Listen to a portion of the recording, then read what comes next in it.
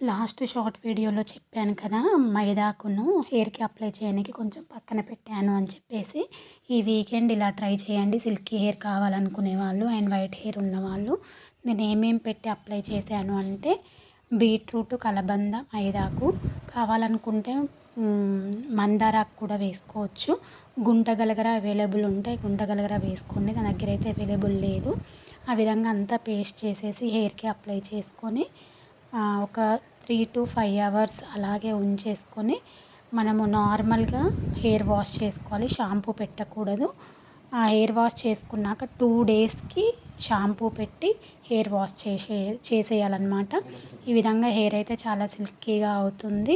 And white hair ఉన్న వాళ్ళకు కూడా ఎలాంటి సైడ్ ఎఫెక్ట్ లేకుండా ఒంటికి కూడా చలవగా ఉంటుంది.